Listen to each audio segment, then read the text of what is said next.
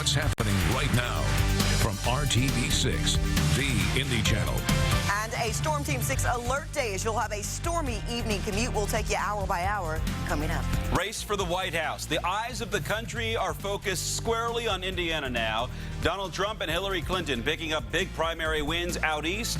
The slew of campaign events taking place on your home turf today. Plus, today's your chance to buy season tickets for the Colts' upcoming season, where and when you can become a part of Colts Nation. 5 o'clock here on your Wednesday morning. Welcome in to Good Morning Indiana. I'm Mark Mullins. And I'm Jade Hindman. The question, will you need your rain boots or the umbrella today? Meteorologist Ashley Brown in the Weather Center. The answer, both. Both. You'll need them all, as we'll have some showers and storms move in later this evening. Let's take you hour by hour. First, I want to do this temperature-wise. We're going to start out this morning when temperatures are actually pretty mild, but they're cooler than yesterday. 6 a.m. temperature, 52 degrees, much cooler. Light jacket needed at 7 a.m. Cloudy skies, 52 degrees at 9 a.m., about 54 by 10 a.m. You notice that I haven't mentioned any rain. I don't think we see rain in these hours. Now, your lunch hour is still pretty quiet. Could see a chance of a spot shower, not as warm, 58 degrees, but still the chance of rain, not impressive at all into the noon hour. It's after the noon hour that we'll begin to have a chance of rain here. Temperatures peak at 69 for Indy, about 62 for Peru, 72 for you in Bloomington. Now, coming up, we're going to go hour by hour with TrueCast. I'm going to show you when it's going to rain, how much rain you'll see in your neighborhood. Laura. Hey, thanks, Ashley. Right now, no crashes to slow you down on your morning drive. You'll want to watch out for some patchy fog out there, but overall, no major issues. We do have some construction ongoing here on I-69 in Fishers, northbound I-69 near 96th Street. That's where they've been working this morning. Looks like traffic on I-69 is still traveling up to speed, so no major delays for you as you're heading out there on the roadways. Let's take a live look right now from our INDOT traffic camera. This one's here in the downtown area, I-70 at the North Split. Our camera's moving around a little bit. It is a little breezy out there this morning. Overall traffic here is traveling up to speed. No issues to slow you down. Look, I started off with 17. I'm down now. I'm winning it. It's over. As far as I'm concerned, it's over. These two guys cannot win. There's no path. Lots of confidence from Donald Trump this morning after his 5-state primary sweep Tuesday night. A big night for Hillary Clinton, too, winning 4 of 5 states. But Trump's quest for the Republican nomination is far from over. There's now less than a week until you and every other Indiana voter make your voices heard in our primary election.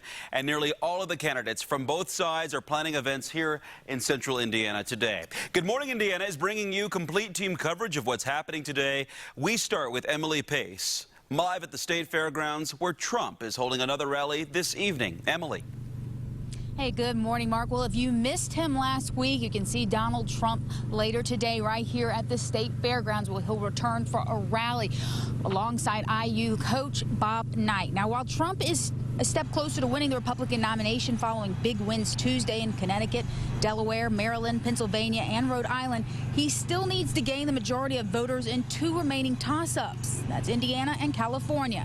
And today for Trump, it's on to Indiana. At 4:30, he's sitting down for a town hall at the Hilbert Circle Theater. It's open to the public, but you must request tickets online and be present 2 hours before it starts.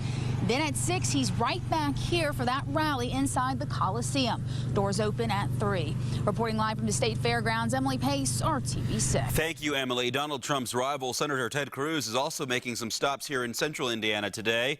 He's making a stop at Sister's Place restaurant in Indianapolis at 9:30 this morning. Then he will hold a rally at Pan Am Plaza starting at 4 o'clock this afternoon. On the Democratic side, Bernie Sanders is on his way to Indiana as well after only winning 1 state during Tuesday primaries. The Vermont senator is holding 2 rallies on 2 different college campuses today. Good Morning Indiana's Eric Cox is live at Sanders' Indy campaign headquarters with more. Eric?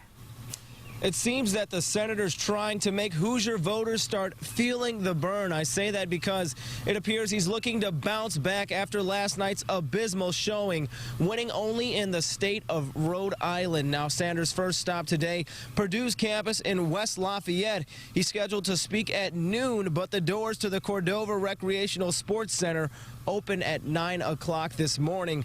I'm told the event is free and open to the public, although space is limited, so registration is still required. Then at 5 o'clock this evening, the doors for the second of the Vermont Senators rallies today.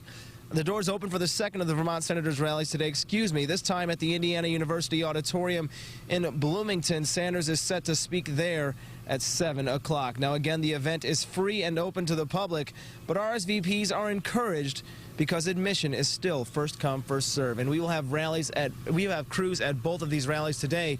So be sure to stick with RTV6 for continued coverage on the race for the White House. For now, I'm reporting live in Broad Ripple this morning, Eric Cox, RTV6. All right, Eric, thanks. And you can count on RTV6 to track all of the candidates' campaign stops throughout the day on the RTV6 app. And remember, Indianapolis this week is your place for all of our Democracy 2016 coverage and the race for the White House. You can see it every Sunday morning at 8:30 on RTV6 and the RTV6 app. At 5:05, we're staying on top of a developing story out of Bloomington. Right now, police are trying to identify human remains found in a field in Bloomington.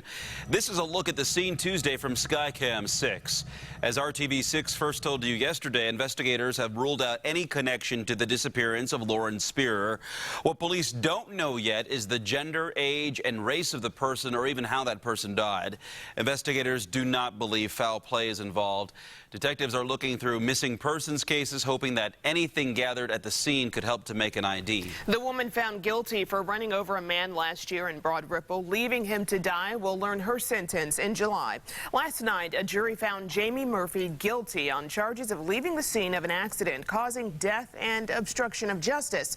She was arrested in 2015 for a hit-and-run crash that killed 27-year-old Thomas Abel.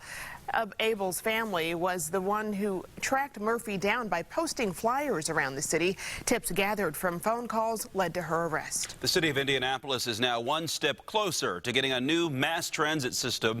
The proposal heads to a full council vote next week. A city-county committee approved the idea to put a referendum on the November ballot to raise money for expanded bus lines. The idea had overwhelming support, a 7-to-1 vote, making thousands who rely on buses every day very happy. If council members approve the proposal next week, the referendum will then head to you for a vote in the fall.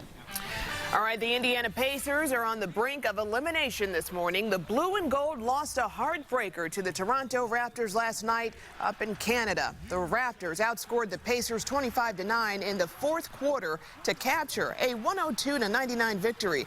The three-pointer by the Pacers at the end of the game came just after the buzzer. The series now shifts back to the Circle City for a must-win Game 6 Friday night for the Pacers. In the meantime, today is your chance to score coveted Colts season tickets. A limited number of them go on sale later this morning. Everything gets started at 10 this morning. You can either buy them online or by phone at the number on your screen there. The Colts website does allow you to see a view of the field before you commit to buying the season tickets. There are 10 Colts home games this year. We've got a link to the Colts season tickets website at theindychannel.com/hotbutton. Ashley?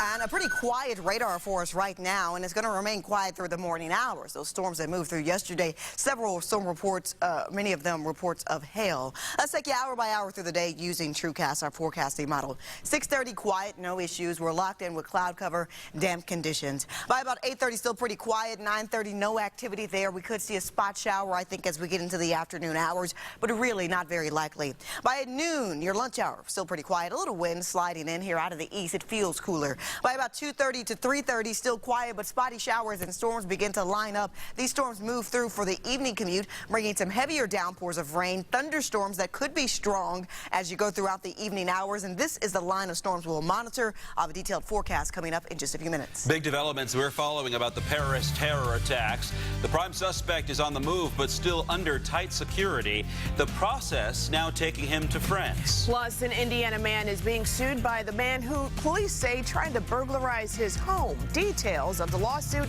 just 10 minutes away. And Jade, right now you're getting a live look at traffic in Fishers. You can see it's windy out there. We also have some construction, some cones there on the sides of the roadways. You want to be careful on I-69 near 116th Street. Don't forget, as you're heading out the door, you can listen to this hour of Good Morning Indiana on your way to work or school on your radio at 93 WIBC. We'll be back after the break.